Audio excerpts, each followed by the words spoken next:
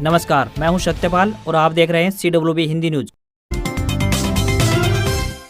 शक संवत 1946 विक्रम संवत 2081 आज माघ मास के शुक्ल पक्ष की पूर्णिमा तिथि और दिन बुधवार है। तदनुसार अंग्रेजी तारीख 12 फरवरी सन 2025।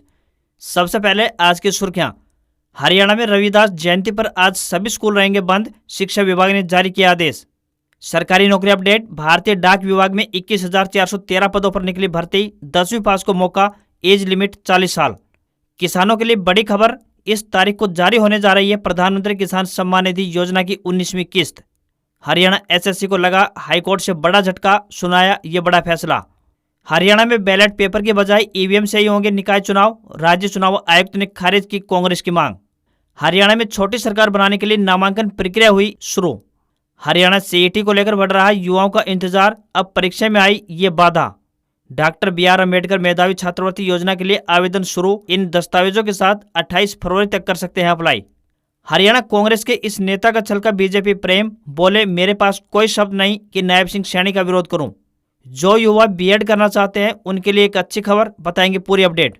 विद्यार्थियों में बढ़ रही सोशल मीडिया की लत को देखते हुए प्रदेश भर की औद्योगिक प्रशिक्षण संस्थान यानी ITI में मोबाइल बैन किए। और भारत में होगा अगला AI यानी आर्टिफिशियल इंटेलिजेंस समिट, मोदी ने खुशी जताई। पेरिस समिट में बोले तकनीक नौकरियां नहीं लेती बल्कि AI से नए जॉब्स पैदा होंगे। और अब खबरें विस्तार से।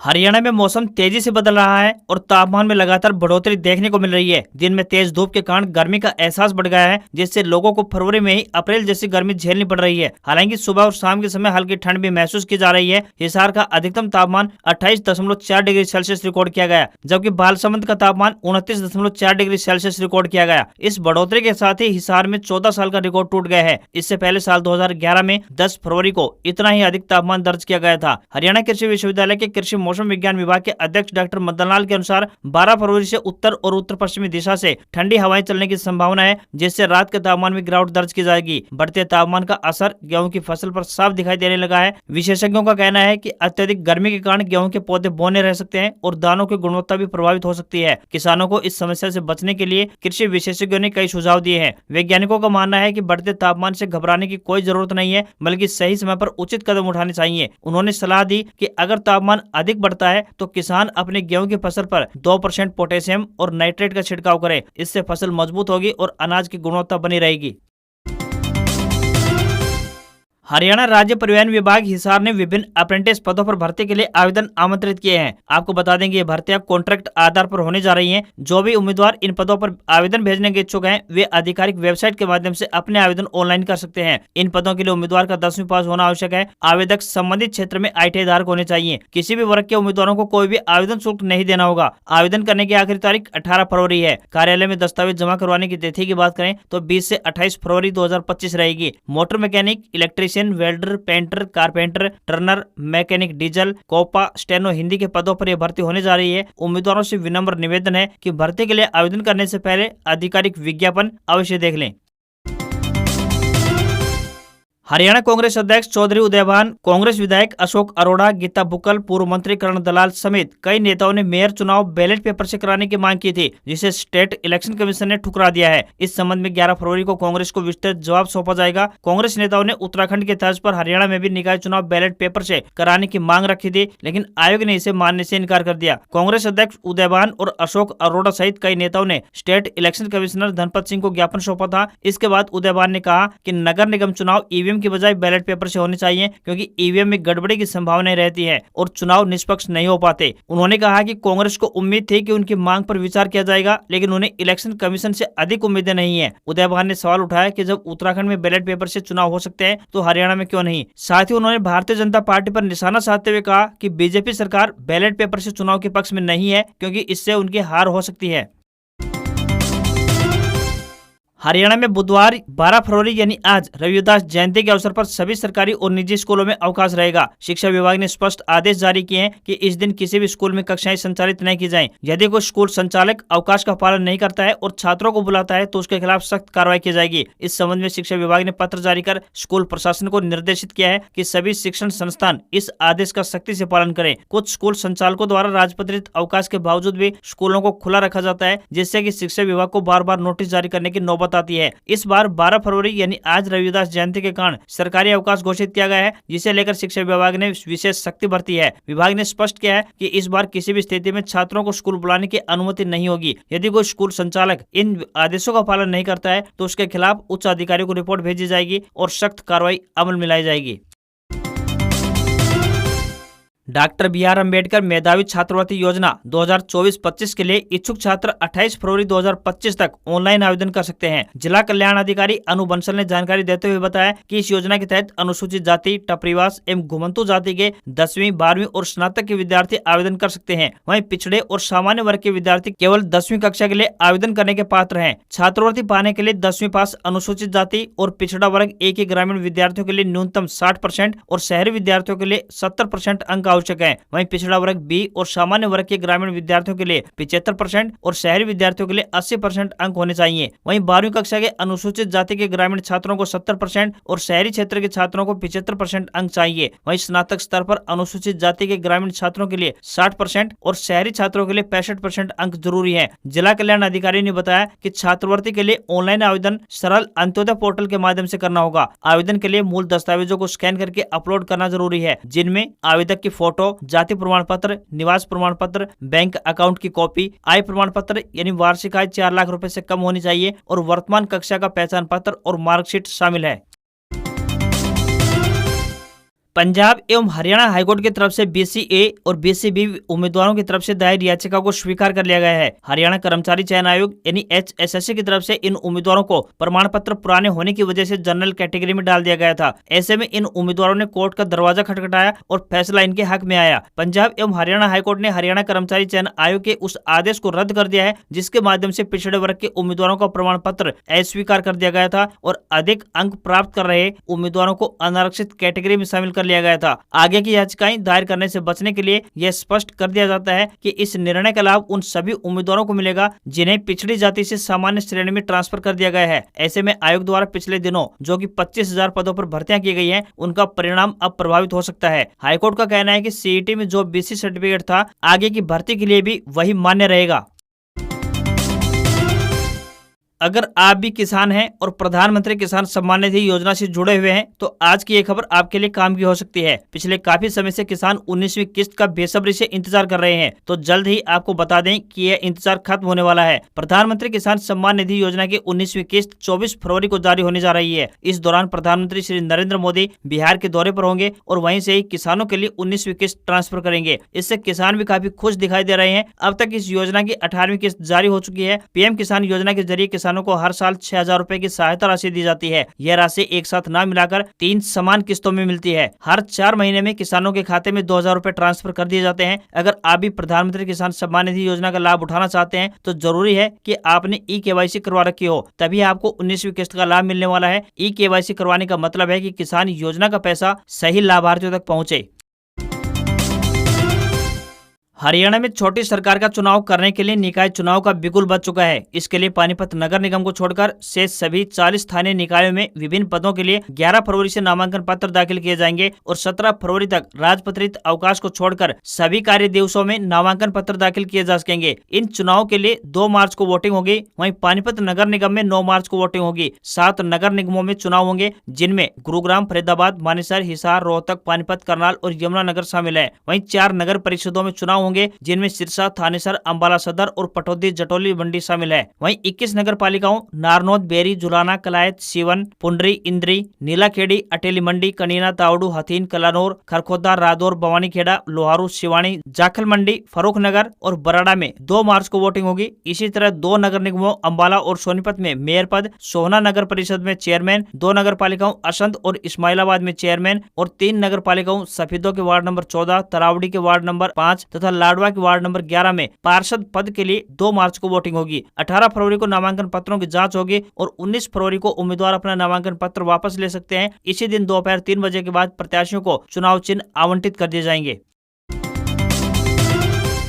हरियाणा लोक सेवा आयोग यानी एचपीएससी द्वारा 2 उम्मीदवारों की अयोग्यता को चुनौती देने वाली याचिका पंजाब एंड हरियाणा हाईकोर्ट द्वारा स्वीकार कर ली गई है। इन दोनों उम्मीदवारों ने ओएमआर शीट में बुकलेट सीरीज का उल्लेख नहीं किया, जिसके कारण इन्हें अयोग्य घोषित कर दिया गया। कोर्ट ने इस फैसले को कठोर और गैर आवश्यक मानते हुए उनके ओएमआर शीट के पुनः यानी दोबारा से जाँच करने का आदेश जारी कर दिया है। जस्टिस विनोद भारद्वाज के सिंगल बेंच ने इस मामले की सुनवाई करते हुए बताया कि किसी भी व्यक्ति के रोजगार की संभावनाओं को छोटी सी गलती के कारण खत्म कर देना न्यायसंगत नहीं है। कोर्ट ने एचपीएससी को निर्देशित किया है कि याचिकाकर्ताओं की ओएमआर शीट का पुनर्मूल्यांकन किया जाए और उनके रिजल्ट घोषित किए जाएं। जस्टिस विनोद भारद्वाज ने कहा कि सरकारी नौकरियों के लिए मौके कभी कभी ही आते हैं और अनजानी गलतियों की वजह से किसी उम्मीदवार के पूरे कैरियर को प्रभावित करना उचित नहीं है। कोर्ट ने कहा कि सार्वजनिक रोजगार प्राप्त करना आम व्यक्ति का सपना होता है और एक छोटी सी गलती के कारण किसी के पूरे कैरियर की संभावनाओं को खत्म कर देना अनुचित है। इस गलती से परीक्षा की निष्पक्षता बिल्कुल प्रभावित नहीं होती, तो इतनी कठोर कार्रवाई नहीं होनी चाहिए।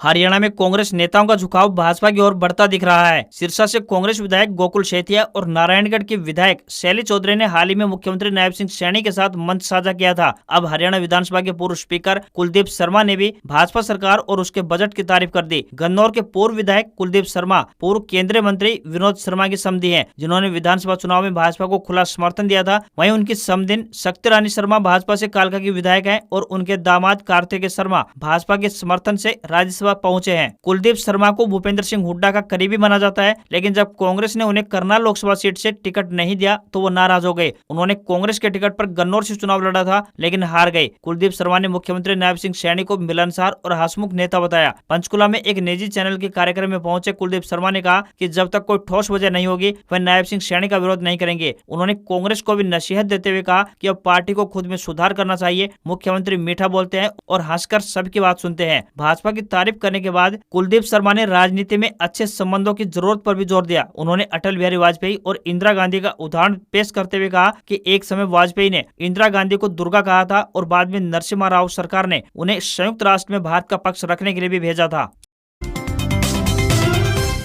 जो युवा बीएड करना चाहते हैं उनके लिए एक अच्छी खबर है। अब बीएड और एमएड डिग्री 1 साल की होने जा रही है। लगभग 1 दशक बाद फिर से बीएड और एमएड कोर्स 1 साल का होने जा रहा है। National council for teacher education यानी एनसीटीई की आम सभा की बैठकों में ड्राफ्ट रेगुलेशन 2025 को स्वीकृति मिल गई है। लगभग 10 साल पहले साल 2014 में बीएड को 2 साल का किया गया था। एनसीटीई के चेयरमैन पंकज अरोड़ा ने कहा कि 1 साल का बीएड और एमएड प्रोग्राम शुरू करने का यह अर्थ नहीं है कि 2 साल का प्रोग्राम समाप्त हो जाएगा। उन्होंने कहा कि 1 वर्ष एमएड फुल टाइम और 2 वर्ष पार्ट टाइम होगा। पार्ट टाइम एमएड उन लोगों के लिए होगा जो टीचर या एजुकेशन एडमिनिस्ट्रेटर हैं। नियमों के मुताबिक 1 वर्षीय बीएड कार्यक्रम के लिए सिर्फ वे ही पात्र होंगे जिन्होंने 4 वर्षीय ग्रेजुएशन या फिर पीजी किया हुआ है।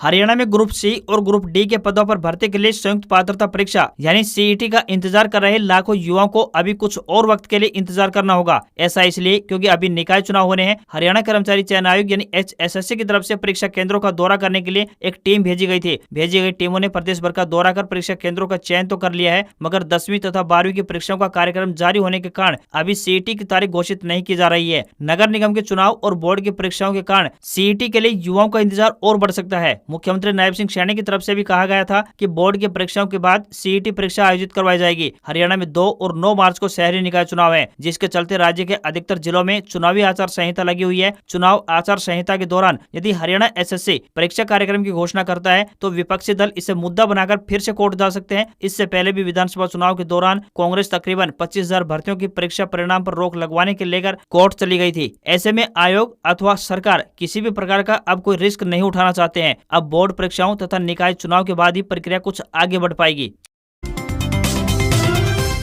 हरियाणा में सत्ताधारी भाजपा ने अपने ही वरिष्ठ विधायक और कैबिनेट मंत्री अनिल विज को कांड बताओ नोटिस जारी किया है। यह नोटिस मुख्यमंत्री नायब सिंह सैनी और प्रदेश अध्यक्ष मोहनलाल बडोली पर उनकी हालिया टिप्पणियों के बाद जारी हुआ है। प्रदेश अध्यक्ष बडोली ने सोमवार को अनिल विज को नोटिस जारी कर 3 दिन में जवाब मांगा। वहीं अब अनिल विज की नोटिस पर पहली प्रतिक्रिया भी सामने आई है। मंगलवार शाम को अनिल विज चंडीगढ़ पहुंचे थे। इस दौरान मीडिया ने उनसे शोकाज नोटिस पर सवाल पूछे। इस पर अनिल विज ने कहा कि पार्टी की तरफ से भेजे गए शोकाज नोटिस के बारे में उन्हें मीडिया से ही पता चला था, लेकिन लेकिन जवाब मीडिया के माध्यम से नहीं दूंगा, सीधा पार्टी हाईकमान को दूंगा। अनिल विज ने कहा कि मैं 3 दिन बाद बेंगलुरु से आया हूं, सबसे पहले मैं घर जाऊंगा, ठंडे पानी से नहाऊंगा, रोटी खाऊंगा, फिर बैठकर जवाब लिखूंगा और पार्टी हाईकमान को भेजूंगा। मुझे ये पता नहीं है कि किसकी सहमति से पार्टी ने मुझे नोटिस भेजा है। अनिल विज ने मुख्यमंत्री के उड़न खटोले पर सवार होने तथा नीचे उतरकर जनता की सुनवाई करने का बयान देने के साथ ही कसौली दुष्कर्म कांड के बाद प्रदेश अध्यक्ष मोहनलाल बड़ोली से इस्तीफा मांगा था। पार्टी यदि अनिल विज के जवाब से संतुष्ट नहीं होती है तो उनके मंत्री पद पर खतरा हो सकता है। अनिल विज ने यह बयान उस समय दिया था जब दिल्ली में विधानसभा चुनाव चल रहे थे। मुख्यमंत्री दिल्ली चुनाव के लिए प्रचार में जुटे हुए थे। दिल्ली की जीत के बाद पार्टी ने अनिल विज को नोटिस देकर सभी नेताओं और कार्यकर्ताओं में अनुशासन का कड़ा संदेश दिया है। भारतीय डाक विभाग ने ग्रामीण डाक सेवक के पदों पर भर्ती निकाली है। उम्मीदवार official website India post GDS online.gov.in पर जाकर आवेदन कर सकते हैं। एजुकेशनल क्वालिफिकेशन की बात करें तो 10वीं पास मैथ्स और साइंस के साथ होनी चाहिए। स्थानीय भाषा की नॉलेज होनी चाहिए। साइकिल चलाने आनी चाहिए। कंप्यूटर नॉलेज भी आवश्यक है। एज लिमिट की बात करें तो 18 से 40 साल के बीच होनी चाहिए। SC व ST उम्मीदवार को 5 साल की आयु सीमा में छूट मिलेगी। वहीं OBC को 3 साल की छूट रहेगी और PWD को 10 साल की छूट मिलेगी। सिलेक्शन प्रोसेस की बात करें तो मेरिट लिस्ट के आधार पर और डॉक्यूमेंट वेरिफिकेशन के आधार पर यह भर्ती की जाएगी। फीस जनरल कैटेगरी, OBC और EWS के लिए 100 रुपए रखी गई है, तो वहीं SC, ST, PWD, महिला व ट्रांस वुमेन के लिए निःशुल्क रहेगा। पोस्ट संख्या की बात करें तो 21,413 पदों पर भर्ती होने वाली है। आखिरी तारीख 3 मार्च 2025 रहेगी। भारतीय बाजार में सेंसेक्स 1018 अंक की गिरावट के साथ 76,293 के स्तर पर बंद हुआ। निफ्टी में भी 309 अंक की बड़ी गिरावट रही और ये 23,071 के स्तर पर बंद हुआ। बाजार लगातार 5वें कारोबारी दिन गिरकर बंद हुआ है। निफ्टी रियल्टी सबसे ज्यादा 3% टूटा। वहीं मीडिया इंडेक्स भी 2.85% गिरावट के साथ बंद हुआ। वहीं ऑटो, FMCG, फार्मा और सरकारी बैंकों के इंडेक्स में तकरीबन 2% की गिरावट देखने को मिली। वहीं मेटल और IT इंडेक्स करीब 1.5% नीचे बंद हुए। अमेरिकी राष्ट्रपति डोनाल्ड ट्रंप के स्टील और एल्यूमिनियम आयात पर टैरिफ बढ़ाने के कदम के बाद बाजार में लगातार गिरावट देखने को मिल रही है। डोनाल्ड ट्रंप के इस कदम से दुनिया भर में ट्रेड वार की आशंका फिर से बढ़ गई है। वहीं ट्रंप ने एल्यूमिनियम टैरिफ को 10% से बढ़ाकर 25% कर दिया है और स्टील आयात पर 25% टैरिफ को बहाल कर दिया है, जो कि पहले अमेरिका में ड्यूटी फ्री था। वहीं दूसरी तरफ सोना 184 रुपए घटकर 85,481 रुपए प्रति 10 ग्राम के स्तर पर बंद हुआ, तो वहीं चांदी का दाम 1,363 रुपए घटकर 94,170 रुपए प्रति किलो पहुंच गया है। दिल्ली में 10 ग्राम 22 कैरेट सोने की कीमत 80,750 रुपए और 10 ग्राम के 24 कैरेट सोने की कीमत 88,080 रुपए पहुंच गई है। आज खबरों में बस इतना ही। देखते रहिए आपका अपना हरियाणा का सबसे बेहतरीन news channel CWB Hindi news. नमस्कार। इसी आशा के साथ आपका दिन शुभ रहे।